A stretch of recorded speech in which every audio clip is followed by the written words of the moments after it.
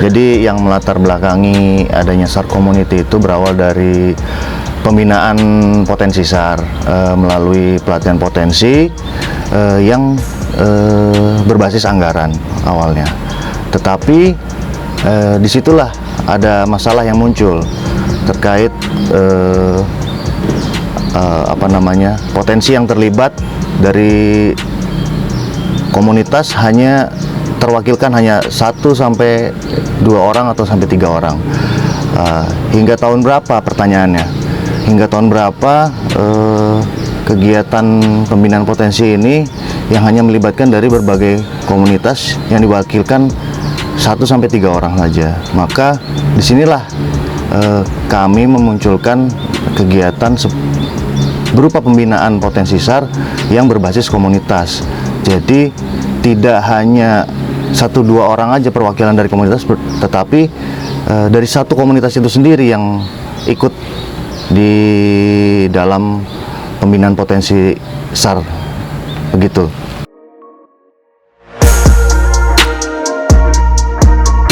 Kait SAR Community ya, di sini pertimbangannya adalah program ini layak menjadi program unggulan Basarnas, terutama terkait dengan pelayanan publik, reformasi birokrasi. Jadi kita mulai menjalankan SAR Community ini pertama kali yaitu di Semarang. Di Semarang pada saat itu kita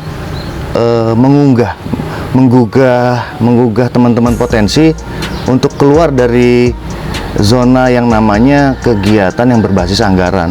Jadi kita menggugah teman-teman potensi, khususnya komunitas yang berbasis masyarakat, agar ayo kita sama-sama duduk bareng, kemudian latihan bareng dengan satu wadah yaitu SAR Community.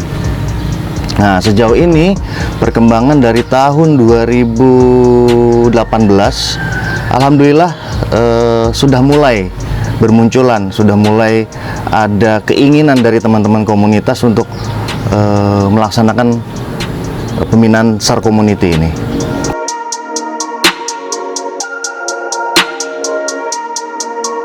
Banyak sekali. Kalau bicara SAR berarti kita bicara kemanusiaan. Bicara kemanusiaan berarti siapapun bisa masuk di dalamnya. Komunitas apa aja ya, seperti komunitas motor contohnya sederhana sekali, komunitas di bidang kepramukaan atau perguruan tinggi atau mungkin pesantren atau komunitas-komunitas di pesisir, di pedalaman, itu memungkinkan sekali dengan pembinaan SAR Community ini. Lalu bagaimana sih polanya? Ayo kita duduk bareng, kita bersama-sama, apa yang didapat. Misal Basarnas memberikan apa terhadap komunitas? Basarnas memberikan contohnya materi yang kita berikan atau instruktur kita sediakan untuk memberikan atau menyampaikan materi ke suatu komunitas. Lalu komunitas apa yang mereka dapatkan? Ya materi itu. Terus apa yang dibutuhkan? Jadi kita duduk bersama-sama. Contoh kita makan, ayo kita makan bersama-sama. Untuk lokasinya, ayo kita tentukan bersama-sama. Sumber daya komunitas dapat berupa apa aja? Lokasi, transportasi, terus konsumsi. Lalu dari mana kita dapat mendapatkan itu semua? Yaitu lagi, kita harus mampu menggugah stakeholder yang ada. Contohnya yang tadi saya bilang adalah pemerintah daerah. Makanan, kita dapat makanan dari mana? Dari mana aja bisa. Atau bawa bekal sendiri, atau masak bareng-bareng, bisa juga sedaun bersama atau sepiring berdua, itu bisa aja. Atau kita kerjasama ibu-ibu PKK dengan bekerjasama dengan kepala desa, macam-macam lah intinya.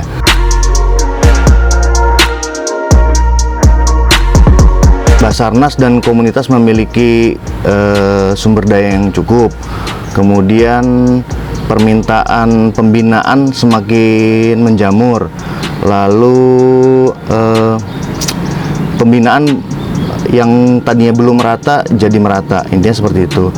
Tetapi ya memang tidak semudah itu untuk melaksanakannya. Ada beberapa kendala-kendala yang kita hadapi.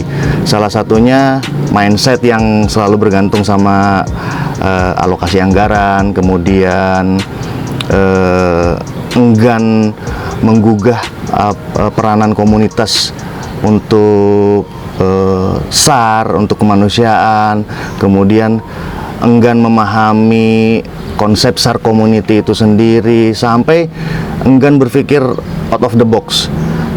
Maka dari itu Basarnas sekali lagi ingin merubah mindset tersebut. Semoga ya kedepannya kita tetap bisa melaksanakan pembinaan SAR community ini dengan tujuan ya pada saat kita melaksanakan operasi SAR, siapapun bisa ikut terlibat dengan background mereka komunitas, dan mereka sudah melaksanakan pembinaan SAR community, mereka setidaknya mereka punya bekal untuk bisa bergabung dalam pelaksanaan operasi SAR seperti itu.